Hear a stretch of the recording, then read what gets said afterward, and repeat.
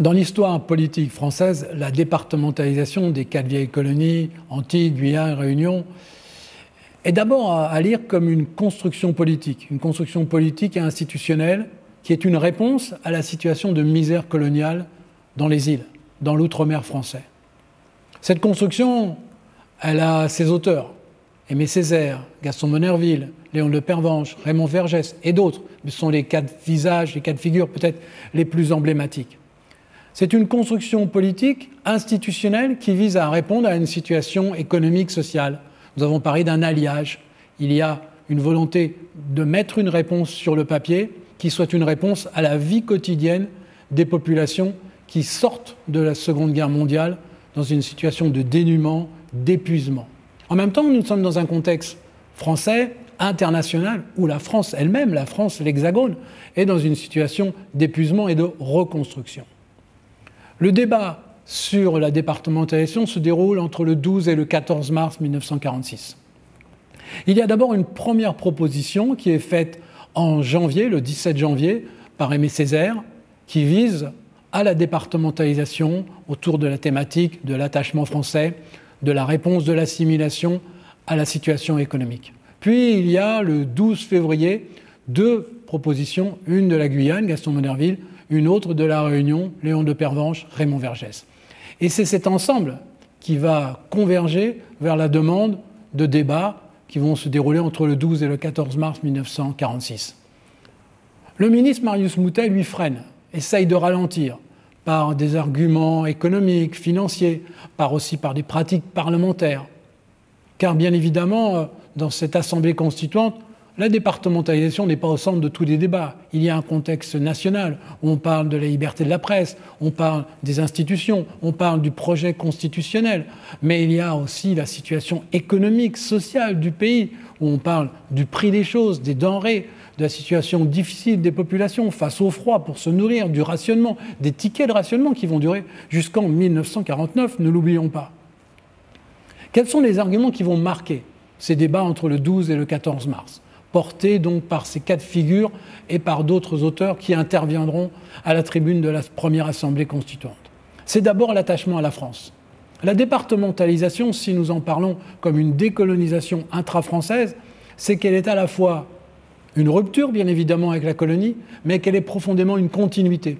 Continuité d'affirmation, d'expression d'un attachement à la France, à la métropole. Et tous les discours des leaders, Césaire, Monnerville, Le Pervenche, Vergès, iront dans le même sens. Cet attachement est une reconnaissance à l'action aussi des populations ultramarines au moment de la Seconde Guerre mondiale. Attachement à la France qui se conjugue, qui se décline autour du terme d'assimilation. L'assimilation, c'est le maître mot de cette décolonisation intra-française. Assimilation parce que, pour reprendre l'expression des uns et des autres, il n'y a, entre guillemets, aucune divergence, aucune différence entre les populations de ces 4 vieilles colonies et la France de l'Hexagone. Il y a une culture politique aussi de référence, une culture politique autour de la culture nationale, du récit national. Et là, on voit aussi le poids du Parti communiste français tel que nous l'avons décrit, c'est-à-dire un discours très patriotique et d'attachement à la République et à la nation, à cette France nouvelle qui se construit. Troisième élément fondateur de l'acte de la départementalisation, c'est bien sûr l'exigence d'une égalité sociale.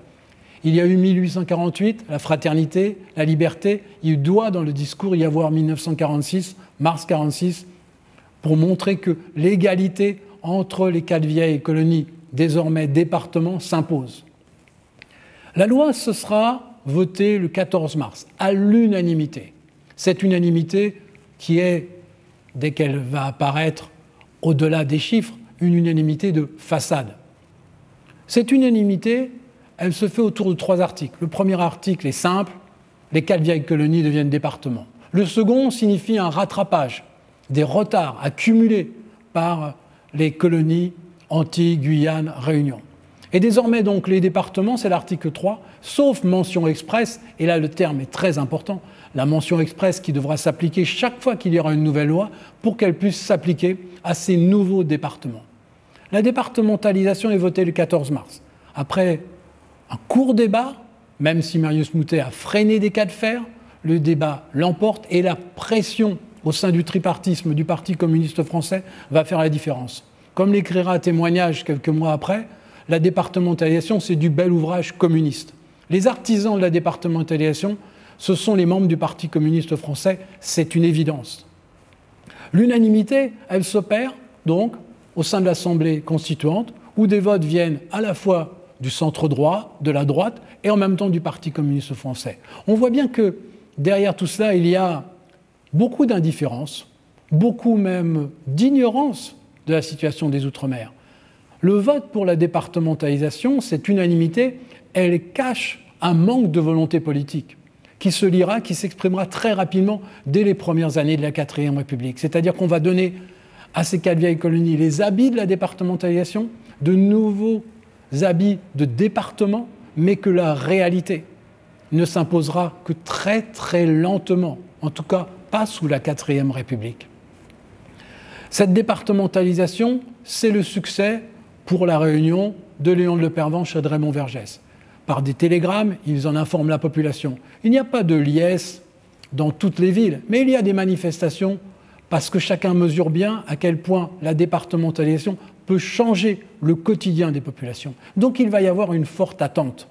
Et à l'aune de cette attente, bien évidemment, les déceptions qui s'accumuleront sous la 4e République seront fortes. Pour l'heure, en tout cas, le 19 mars 1946, c'est cette loi de départementalisation qui s'affirme comme un acte fondateur dans l'histoire de la Réunion.